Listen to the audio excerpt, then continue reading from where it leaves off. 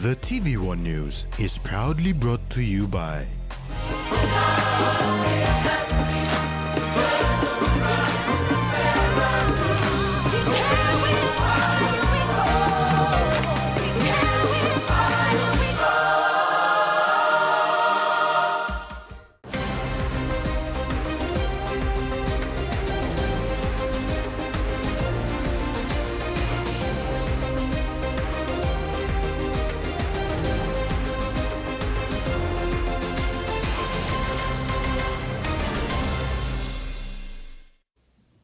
Hello and welcome. I'm Rex Lita with the news.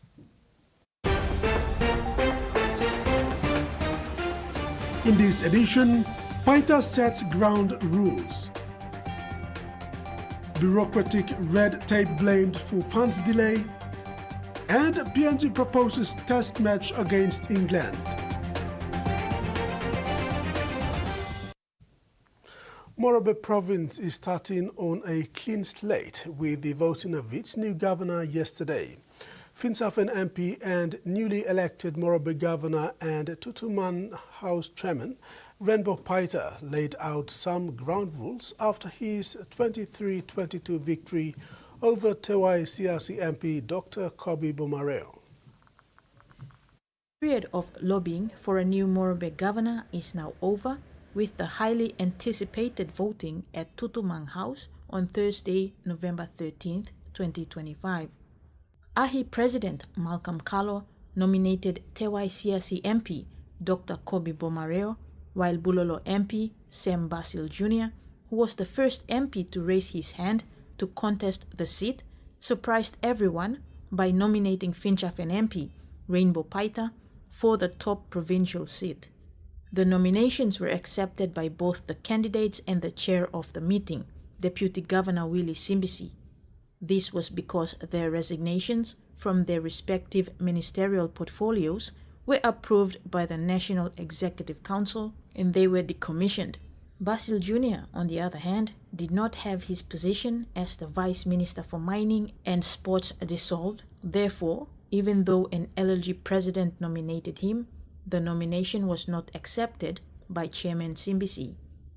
It was a close race between Paita and Dr. Bomareo. Paita had 23 votes, while Dr. Bomareo, the former housing minister, received 22. Thank you that you nominated me.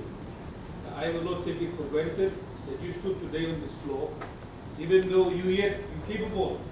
The governor today as a candidate, you chose to nominate me on the floor.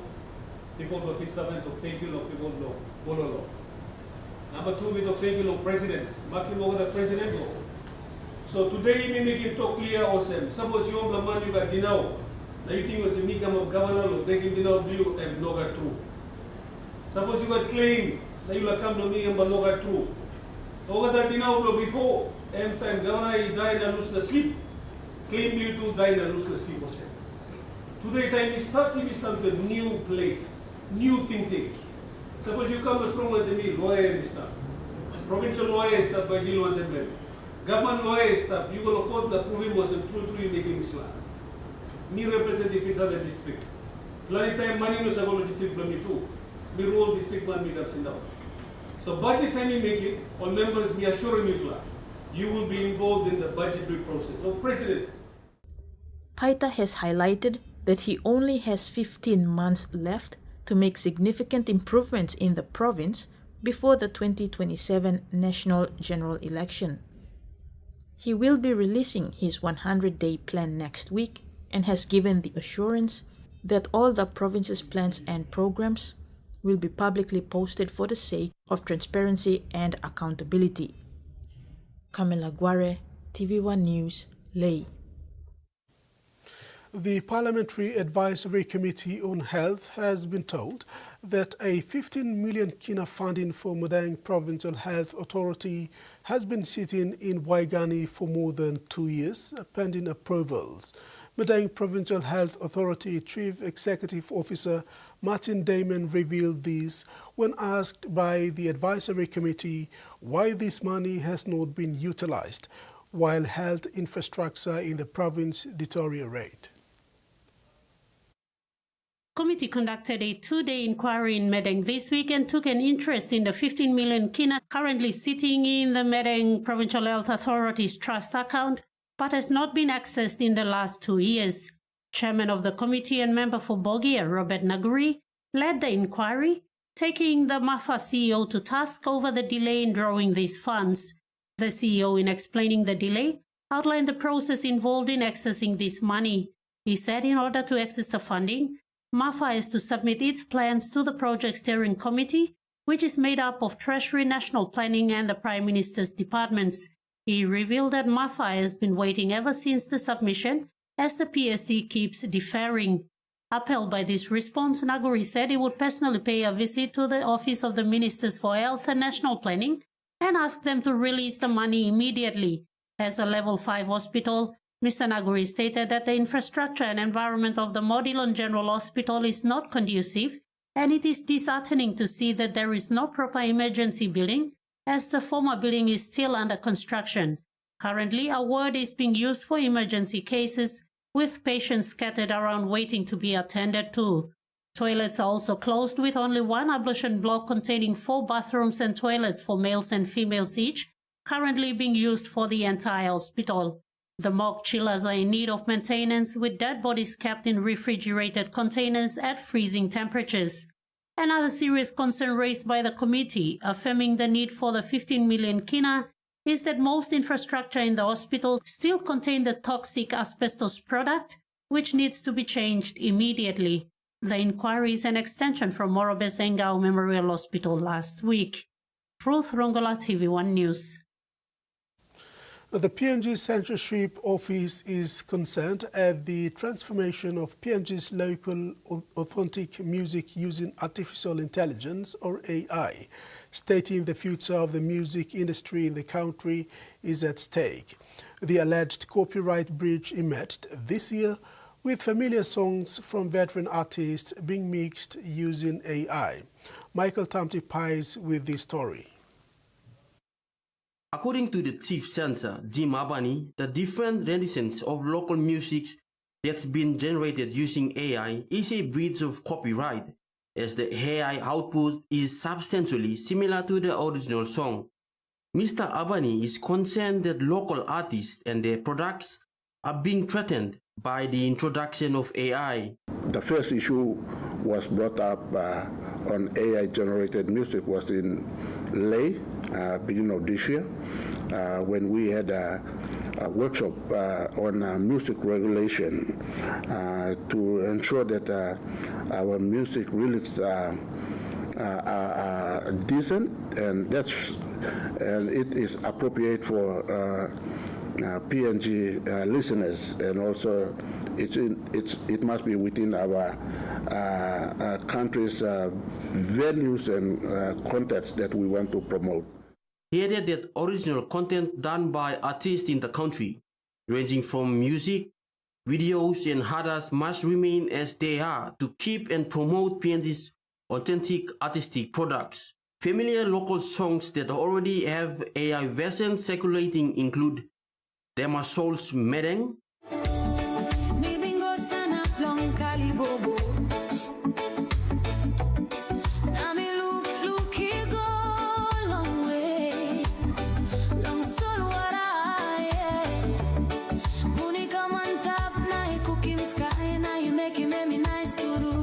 and Edwin Buffett's Asua.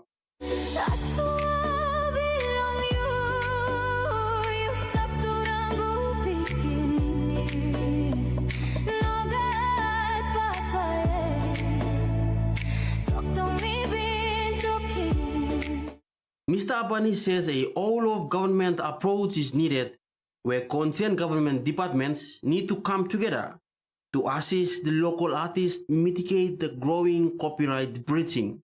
He said there are some potential strategies that can be put in place to help them. All-of-government approach is the only way that we can assist our local artists. Regulating AI music in Papua New Guinea requires a phased approach. There are some potential strategies that I can recommend for agencies that within the space to help our local artists. One of them is the copyright law. If it is outdated, we need to review that. Licensing and royalties is something that we have to establish this licensing to give that rightful owners so that they can benefit. Michael Tamtipais, TVWAN News. Michael Kugne, a veteran counseling psychologist with nearly 20 years of experience working with students, has called for urgent and practical measures to curb alcohol-related violence in Papua New Guinea's tertiary institutions. His appeal follows a violent clash at the University of Goroka that prompted Prime Minister James Marape to direct the Minister for Higher Education, Research, Science and Technology, Kinoka Feo, to enforce a strict zero-tolerance policy on alcohol and illicit drugs across all campuses.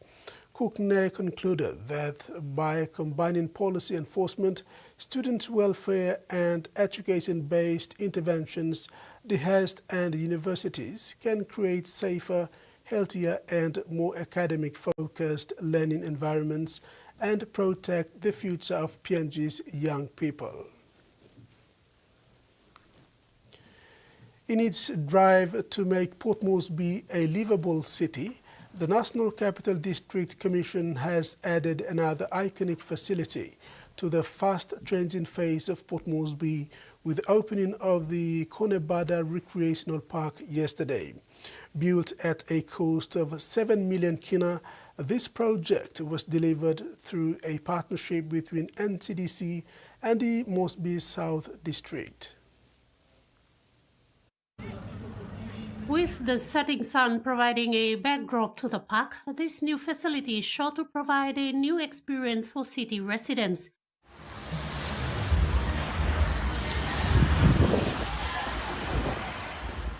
Apart from the recreational facilities, the park features the Konebada Cafe and Grill, providing park users a one-stop spot for eating.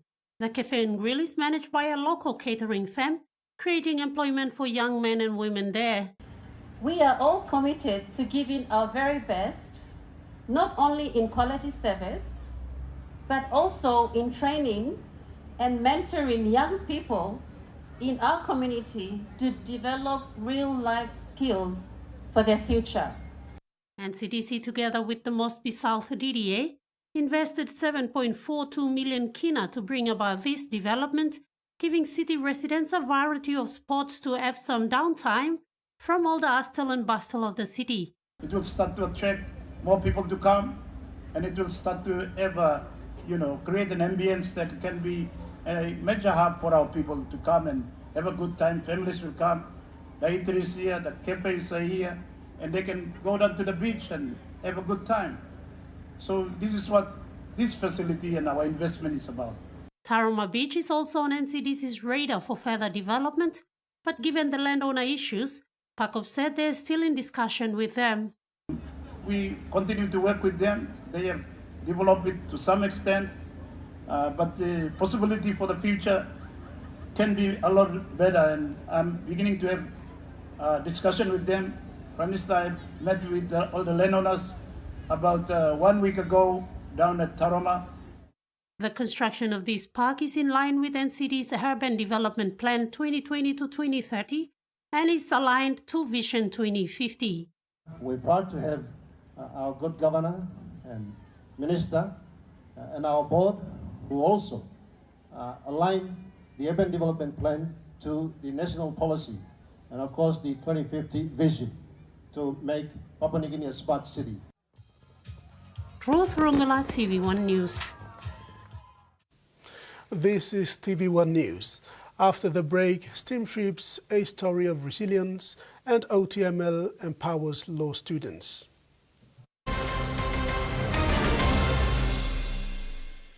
Banking doesn't have to be complicated. With PSB's One Talk Wallet, control your money wherever, whenever. Dial *131#, enter your PIN, select cash in or out, and generate a secure code to withdraw cash. It's the only wallet for cardless ATM withdrawals. Send and receive funds, pay for goods and bills, or withdraw cash with ease. All with PSB's One Talk Wallet. PSB's One Talk Wallet. Money made easy. Dial *131# today.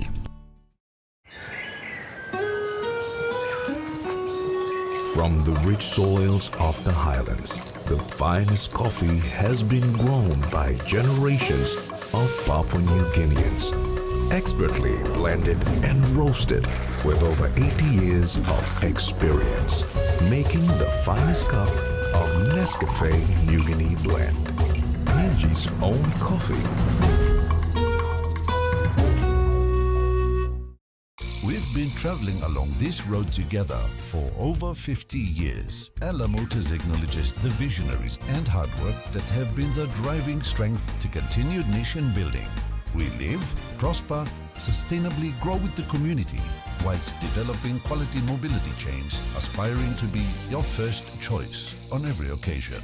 Ella Motors, celebrating with Papua New Guinea throughout our independence golden jubilee.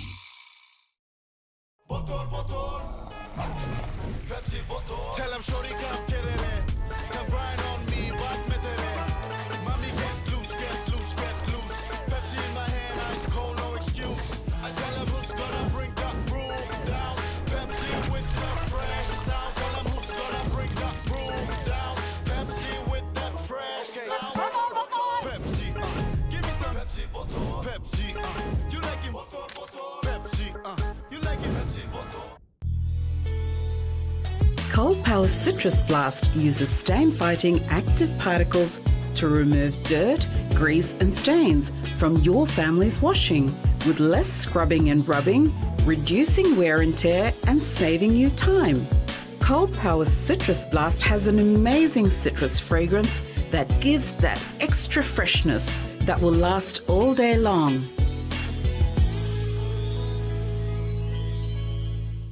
The PNG LNG project has now generated more than 30 billion kina for Papua New Guinea since production commenced. Nearly half of this amount has been paid as tax. Equity distributions are paid to KPHL and MRDC based on the interest they hold. Tax is paid to the IRC, while development levies and royalties are paid to DPE. For more information on direct and indirect benefits, visit PNG EITI's website. Tune in to Scope this 7 p.m. on TVWAN. Catholics worldwide join PNG in rejoicing a new saint in Blessed Peter Torot, a modern medical miracle for the blind, and PNG show the Broncos some love. Watch this on Scope this Sunday at 7 p.m. on TVWAN.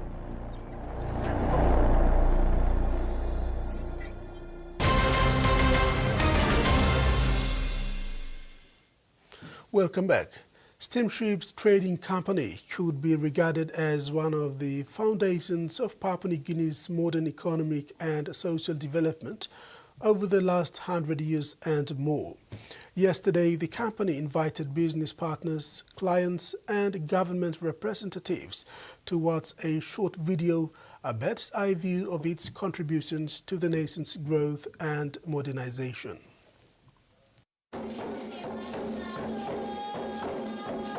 Steamship's Managing Director, Chris Daniels, shared the documentary Steamships and PNG Our Story is just a brief walk down the memory lane of a very long history of an old government, for more than 100 years resilient Australian story that needs to be told. Board Chairman Jeff Gandhi explained that the documentary trailer Steamships and PNG Our Story is based upon photos featured in James Sinclair's History of Steamships, published in 2008 to celebrate Steamship's first 90 years operations. In a nice juxtaposition, it feels appropriate that Ruth and her team have combined the history of old black and white photos with the tool of the future, AI, to generate this documentary of the shared history of steamships and Papua New Guinea and the ambitions for the future, for future growth shared by steamships and PNG. I hope you enjoy the documentary and wish everyone and their families a safe and joyful Christmas. Steamships was incorporated in 1918 by our founder, Captain Algernon Fitch. He purchased a steamer SS Queenscliff from Australian interests and commenced trading voyages out of Port Moresby up and down the Papuan coast, competing with established companies such as Burns Film and British New Guinea Development.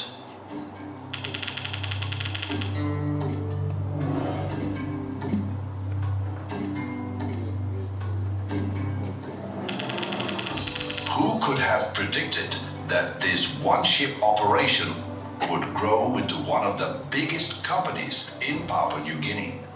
Over the following years, steamships gradually expanded the scope of our operations to include retail and wholesale stores in Port Moresby.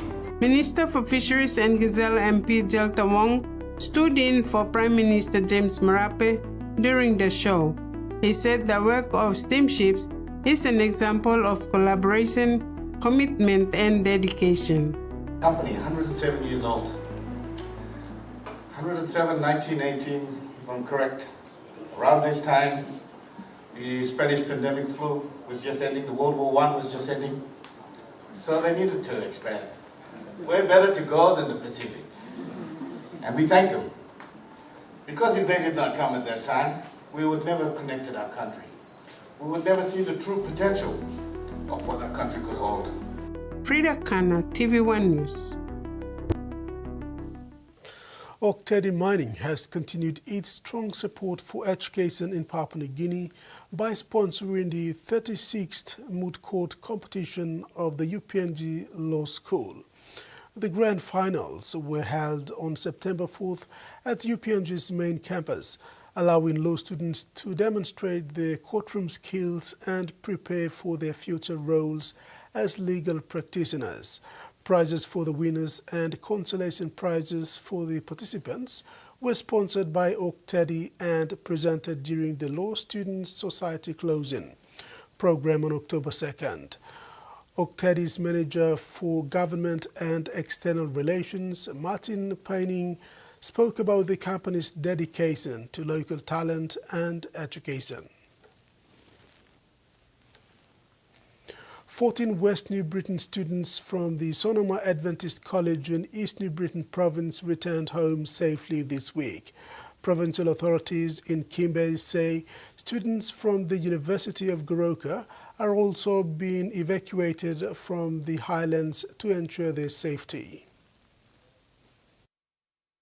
The students were officially welcomed by Acting Deputy Provincial Administrator for Social Services, John Sitapai, who said the West New Britain Provincial Government is doing everything possible to bring all students home safely, including over 260 students from the University of Goroka. For our students as well, across the country, but there's a tension at the moment at Goroka. The government is coming when we get the list. So at the moment as we speak, 2 o'clock today, our 260 students from the University of Goroka, we are moving them to Leh as we speak, as we are standing here. The government is coming to support that. Our honorable governor has come in with the support of the 3 leaders, the honorable member of the Kalasi, the honorable member of the Mr. Sitapai thanked the administration and the provincial leaders for working together to make sure all students are returned home safely. Our PA as well is an officer to fly out today. So on behalf of us and on behalf of the officer of government, with the Peggy Law governor, and also our Washington team, Washington, the elites, and the government is on. They are there. But the government has come into the trade here. 14 blocks. Student spokesperson Benedict Diden expressed deep gratitude to the West New Britain government for rescuing them from the chaos in Goroka.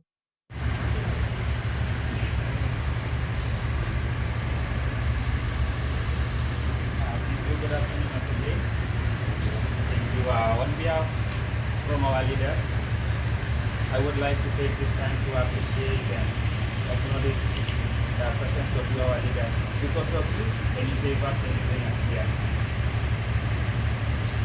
To the Honorable Governor Sasindran Mutuwer and the government of West New Britain. He said the experience had changed their lives and that they will now focus on giving back to their province. This time, they are still good heart bookers. We may have lost our families, our loved ones, our homes, or even senses for security, but you gave us second chance at life. We promise to make the most of it, to study hard, and for rebuilding of our beautiful province, West New Britain, and our communities. As efforts continue to bring more students home from Goroka, these 14 West New Britain students' safe return is a moment of joy and relief for their families. Frida Kana, TVWAN News. The Board of Management and the teaching staff of Biliau Primary School in the Raikos district of Madang Province have been applauded for their efforts, leading to the completion of an impressive double classroom project within schedule and budget. Governor for Madang Ramsey Pariwa praised the school during the official opening of the new learning facility, which was funded by the Madang provincial government at a cost of 100,000 kina through the Provincial Services Improvement Program or PSIP fund. Pariwa was impressed as funding for this project was only released mid this year to a number of schools to assist in infrastructure projects such as classrooms and teachers' houses, but most are yet to complete theirs. Papua New Guinea is formulating its first ever National Women and Youth in Agriculture Policy 2025 to 2035 with the support of the Food and Agriculture Organization through the EU Straight PNG program. The initiative aims to empower women and youth in agriculture and agribusiness by improving access to land, finance and the markets. Papua New Guinea has taken a major step towards empowering women and young people in the agriculture sector with the development of its first ever National Women and Youth in Agriculture Policy 2025 to 2035. The initiative, supported by the Food and Agriculture Organization through the EU Straight PNG program, aims to give women and youth greater access to land, finance, and markets while promoting fair participation in agribusiness. The first consultation held in Wewak involved participants from East Sepik, West Sepik, and Madang provinces and included farmers, cooperatives, NGOs, church groups, and government agencies. Discussions focused on barriers limiting women and youth participation and identified strategies to close the gap. Deputy Secretary of the Department of Agriculture and Livestock's Policy Division, Francis Dank, stressed the importance of strong stakeholder engagement and inclusive institutional structures. FAO Gender and Youth Inclusion Specialist Patu Sheng said the consultations are a platform to strengthen collective efforts, while EU Straight PNG Program Coordinator Ali Said Yasuf underlined the need for effective coordination and monitoring. Aligned with PNG Vision 2050 and the Agriculture Sector Plan 2030, the policy aims to build a more inclusive and sustainable agricultural future for women and youths nationwide. Ruth Rungula, TVWAN News. And now a look at the finance news. The kina closed lower at $0.2368 US in the interbank market. At Bank South Pacific, our kina was buying $0.2293 US, $0.348 Australian dollars, $0.1890 euro, and 35.14 Japanese yen. Looking at commodity prices at New York close, palm oil, crude oil and copper closed higher, gold, coffee, cocoa closed lower, and copra closed the day unchanged. And on the stock market, the Dow Jones closed lower, the ASX closed lower, and all ordinaries closed lower as well. You are watching TV1 News. We'll have news overseas. When we come back, stay with us. For too long, banking has felt out of reach for many. But now, PSP's One-Took wallet is here to change that. Send and receive money, pay bills, and top up. It's your money, wherever, whenever. Because at PSP, we are committed to improving how our customers connect to our One-Toks, to our family, to the ones we love. PSP's One-Took wallet. Money made easy. Dial *131# for everyone. Hiya, Mama. You wait time, but me add him special flavor. Put in more flavor, put in more taste. Magical cuddle, get up and big smile on face. Time for kimchi and a great kumutu. Sip, sip, the moo yes, magic on you. Maggi, P&G and Mia. Find P&G made.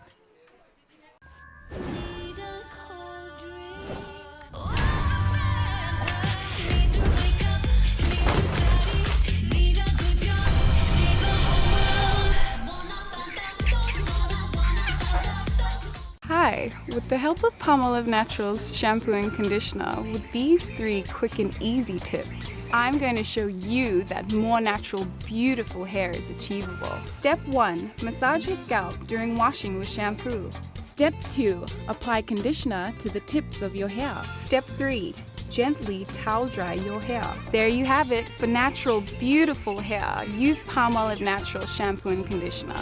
Have a great hair day. Long year 2024, 7 pla baby I born one time HIV. HIV I can go long baby long triple rot. Time bel mama I get HIV, long time long carrying baby, na time baby is susu. Tasol Yumi can help him bel mama, long look out him baby inside long bell. Go quick time long bell mama clinic, na kiss him antenatal check. Time Yumi pan him sick HIV area, or time bell mama I positive penis, early treatment I can save him baby. Give him baby healthy start long life. Stop him spread long sick HIV ego long baby. This lutok sawa I come long National AIDS Council Secretariat. Enjoy life when we work together, making happy memories that last forever. Harem, Kok, Young, or Roll, the scale rice family meal with toast. We'll bring out the smiles, cause it's a favorite by miles. Seni Sigolo, scale rice, low scale price. Seni Sigolo, scale rice, low scale price. Him, but you like him? Got another one. Oh, big shot, very big shot. On the boundary. And Andres Nera gets it right on line. We should eliminate the enemy at all costs. No matter where we go, our enemies always seem to find us. I don't think they'll be able to leave the country. What are you waiting for? Do it now! He made us look stupid and incompetent fools.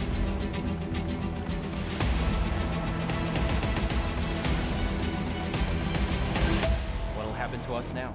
We won't stop until we make things right and better for our beloved country.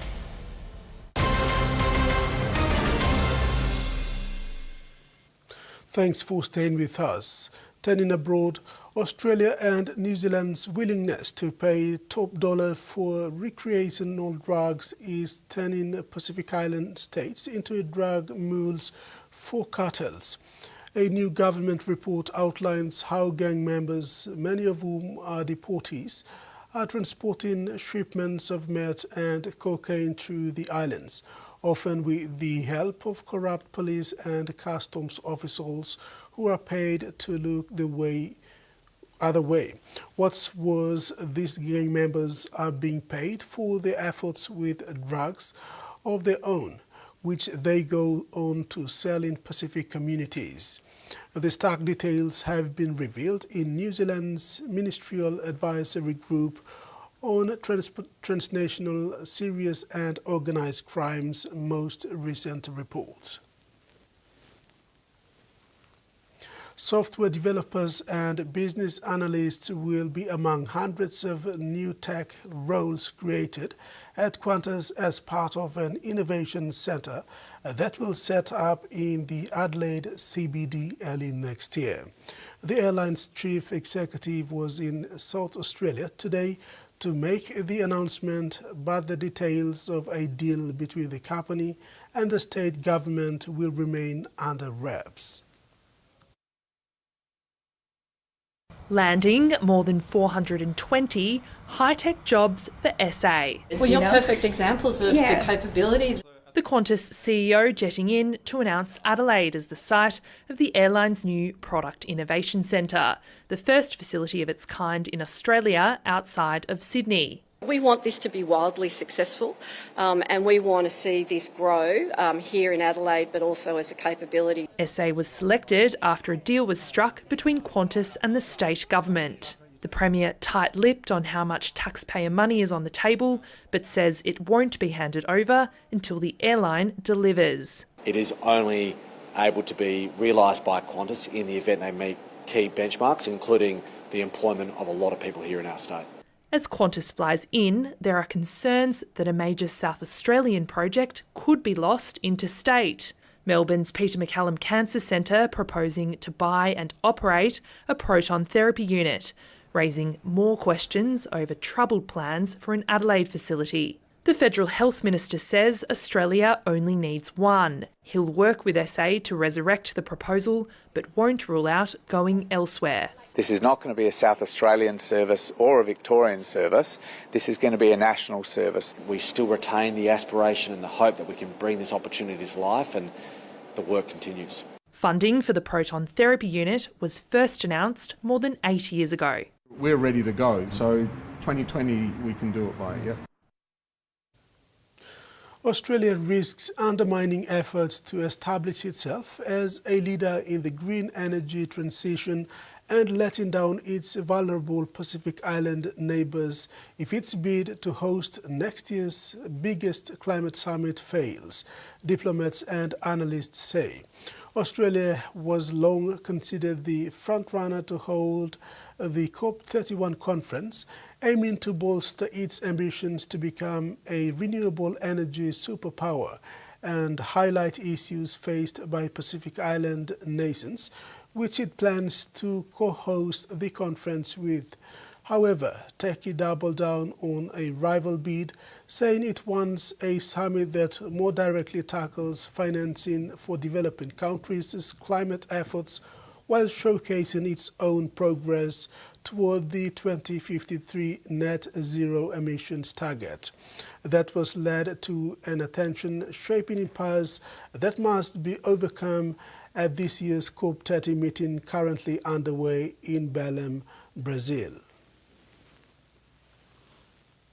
Among Japan's many tourist draws, hundreds of macaque monkey roaming through its northern Alps remain very popular. Locals, however, see them as pests.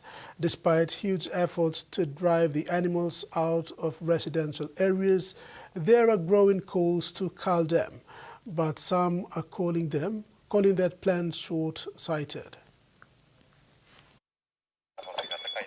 Meet the Oihara Tai, a team of around 50 part-time civil servants whose job is to chase off a community of macaque monkeys.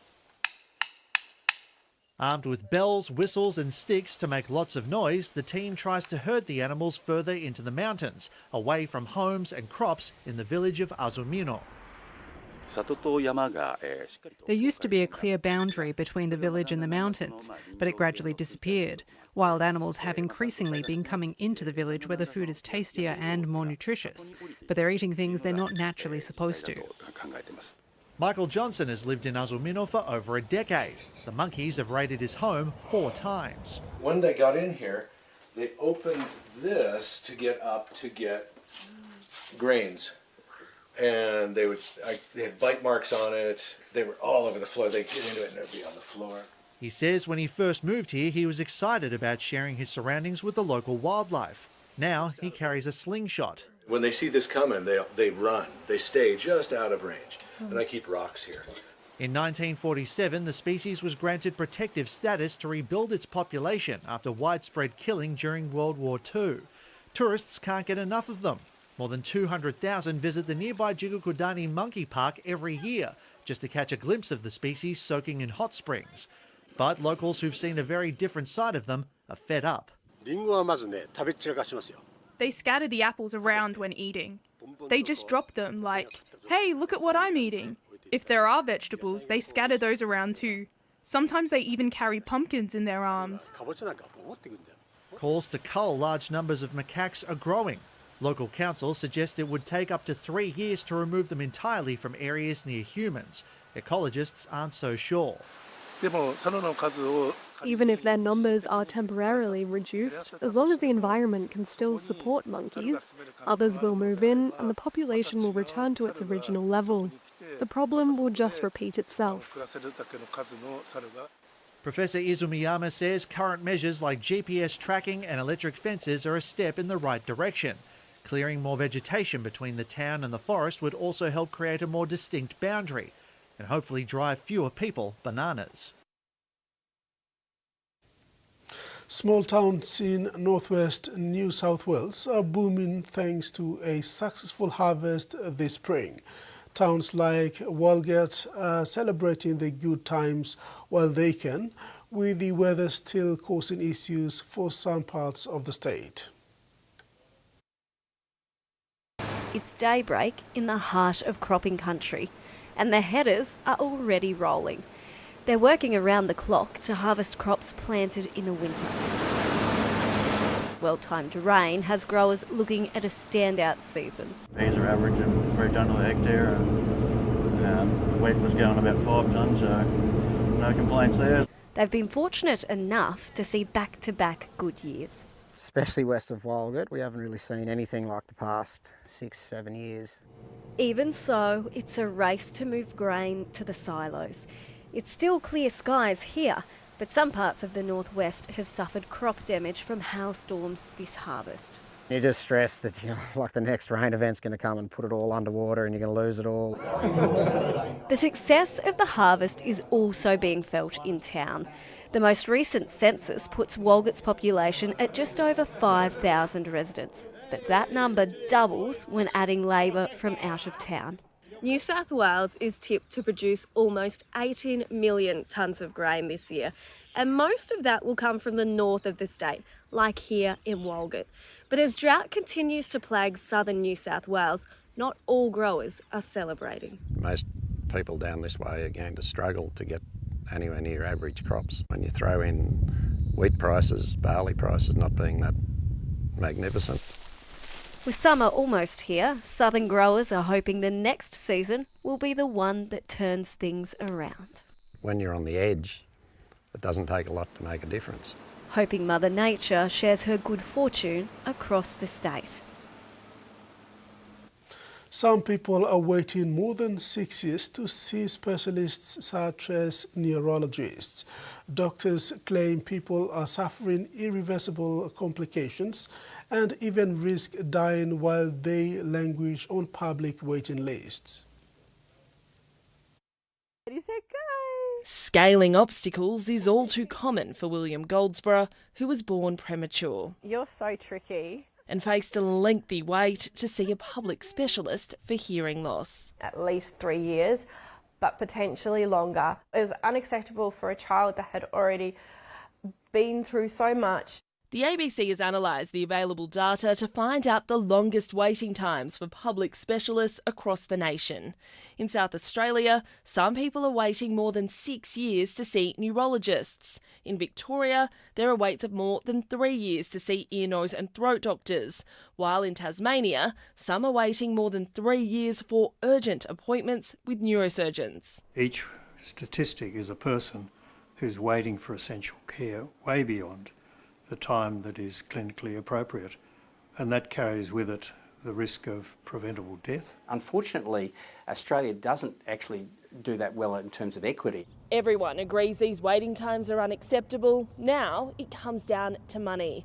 Governments are pointing to a range of measures to address the issue, like boosting the workforce. We've got more to do though. There are areas of specialty that are still short. That sounds like fun. William ultimately saw a private specialist who arranged crucial surgery. It was a life-changing moment. We hopped in the car and it was raining and he's like, "What's that noise?" And it was the pitter-patter of the rain on the car roof that he could hear for the first time. Priceless moments costing Australians dearly. You want some strawberries? Yeah. You're watching TV1 News. Later in sports, PNG proposes test match with England and Vanuatu women's coach not happy.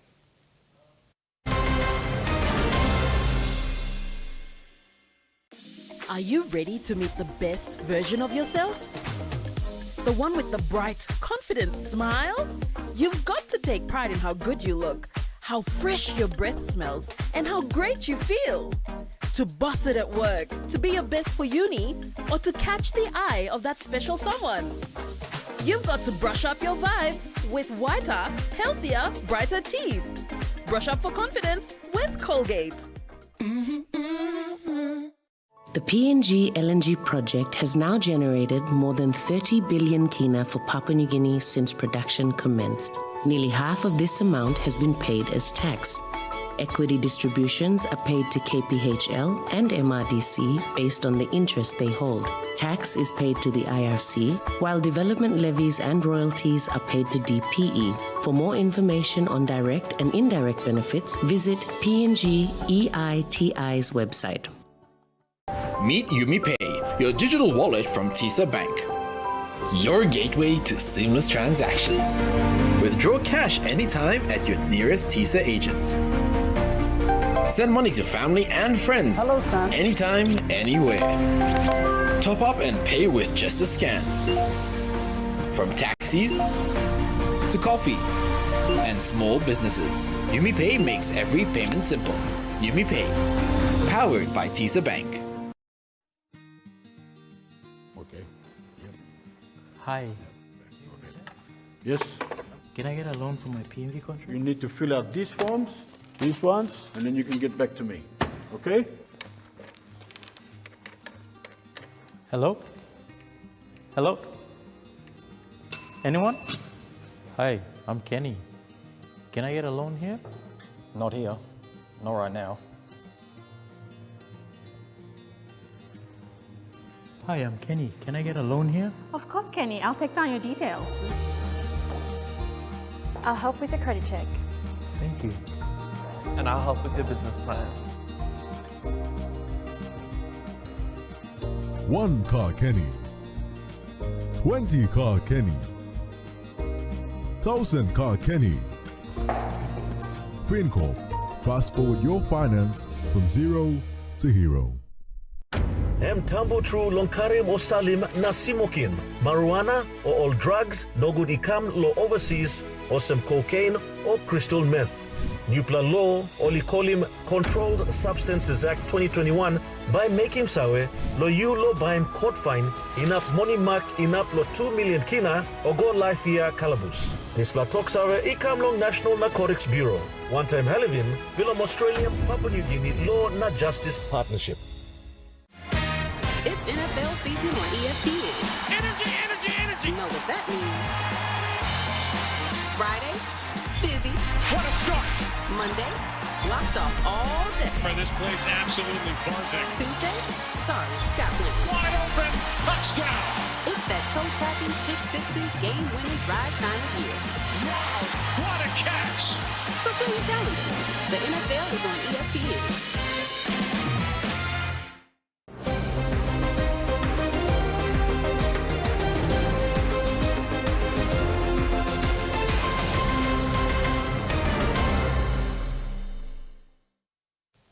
Welcome back. In sports, as they prepare for the 2026 Rugby League World Cup, England have been offered a mid-season test against Papua New Guinea.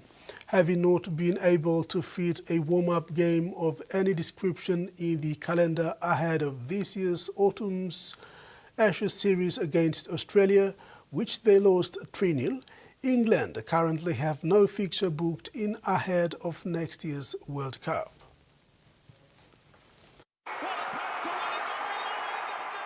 Fitting a game in the calendar would appear even more difficult now, with Super League expanding to 14 teams in 2026, meaning more games to be squeezed in already. But should England wish to take up the offer of a mid-season test, it now wouldn't have to come against France, with PNG head coach Jason Demetrio proposing a clash. Comel's boss Demetrio will also be London's head coach in 2026, with the Broncos set to be heavy favourites to win the championships following a takeover by a consortium including NRL icon Darren Lockyer. Demetrio has also said about putting a PNG influence on the London side, with a number of Commonwealth international recruited in the capital for the 2026 championship season, including Morea Morea and Jeremiah Simbican. And with plenty of his national side already plying their trade in the UK, including no fewer than 4 with Super League outfit Lee Leopards, it would appear a viable option for them to be able to piece a squad together mid-season. Speaking on ABC Pacific, Demetrio said, "I would love a game against England in an international break." Terry Longwood, TV1 Sports. It was a tight contest between Solomon Islands and Papua New Guinea Gold, the national men's team, until freshman Palapol came off the bench in the second half to save the day for PNG to win the match 1-0 in the MSG Prime Minister's Cup in Port Moresby.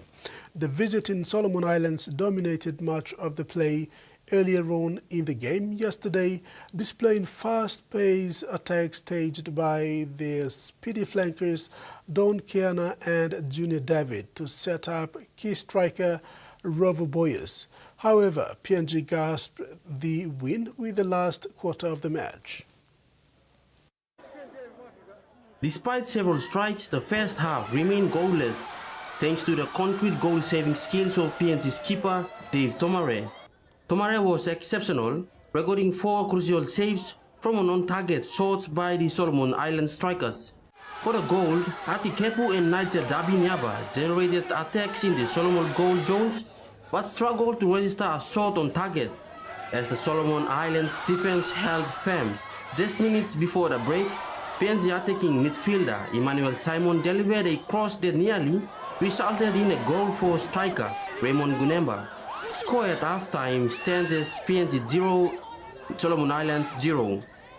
PNG began the second half with increasing intensity. Emmanuel Simon registered the couple's first shot on target, which was quickly saved by the Solomon Islands keeper Eric Wanega. Moments later, Nigel Dabinyaba found the back of the net, but the goal was unfortunately ruled offside. The changes continued to influence the game, with Rex Naime coming in for Nigel Dabinyaba.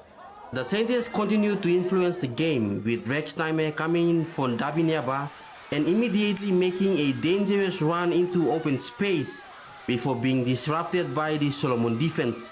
PNG consistently advanced their attack in the later part of the match. The decisive moment came when substitute Palapol came off the bench and scored the winning goal for PNG. The PNG goal ultimately defeated Solomon Islands 1-0 in a tough opening match at the PNG Football Stadium in Port Moresby. Michael Tamtipais, TV1 Sports. PNG Gold defender Elijah Potua made an astounding introduction to his representative career when he had the couples to 1-0 victory over Solomon Islands in the Melanesian Spearhead Group Prime Minister's Cup yesterday at the PNG Football Stadium, Port Moresby. Potua was impressive in his first game, receiving praise from football fans and players alike after keeping out some of the best Solomon Island strikers out of contest. PNG Couples or PNG Red assembled a best side as they aim to retain the Melanesian Spearhead Group Prime Minister's Cup at home soil. In desperate attempt, coach Marcos Gusmao picked the best team at his disposal. Skipper Raymond Gunemba, Nigel Dabinaba, Ati Kepo and a few other players brought in wealth of experience in the team, while Palapol, Emmanuel Simon and Yagi Yasasa brought in some X-factor. Despite the stock of talents and experience in the team, debutant Elijah Potua stood out and was amongst the best on the afternoon. In the post-match interview, Potua was thrilled to have the opportunity to play with some of the best players, some of whom he had idolized growing up.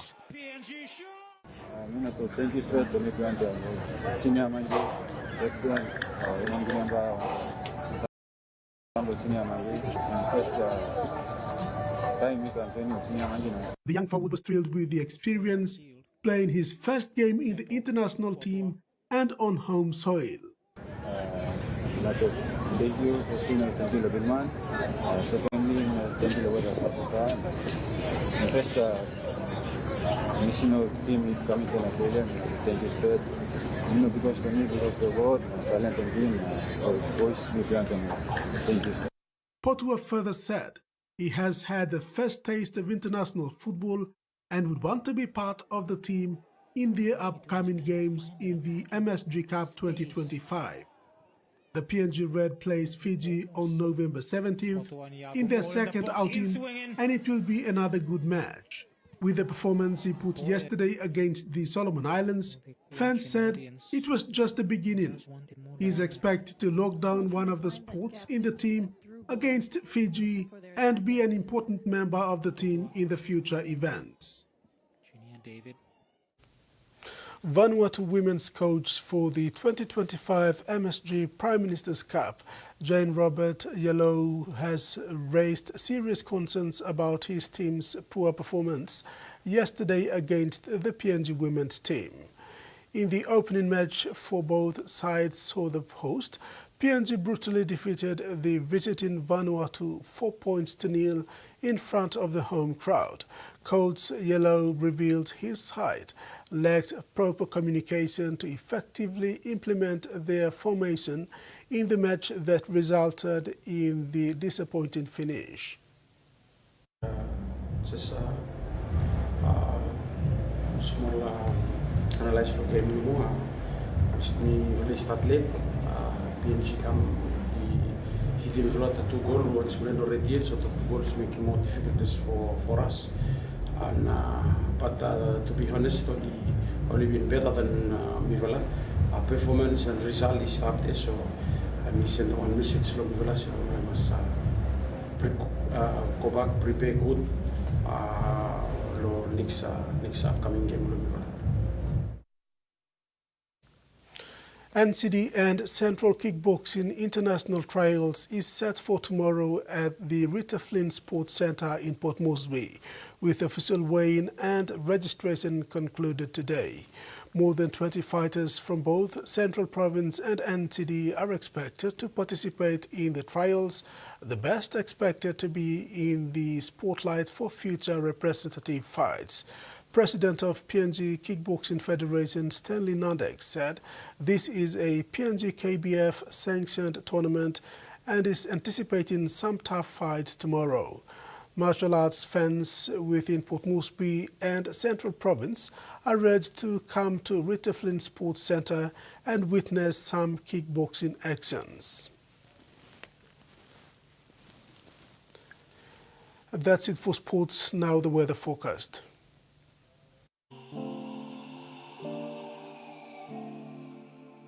In regional forecast, southern Port Moresby, cloudy periods, then few possible showers and thunderstorms.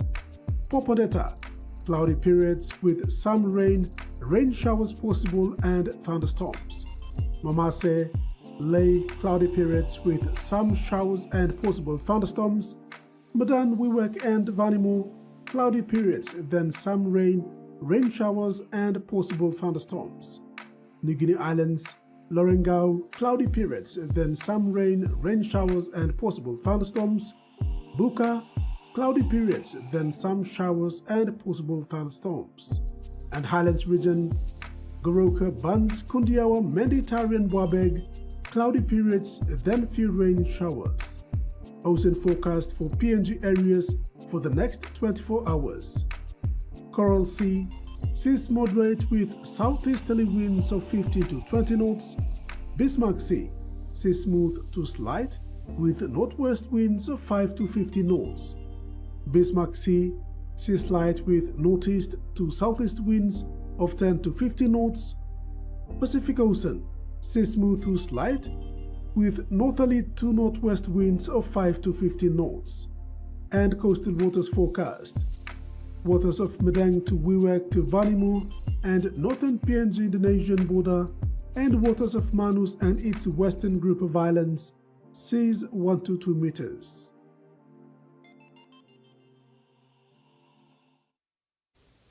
That's been another edition of TV1 News. Thanks for your company. Good night.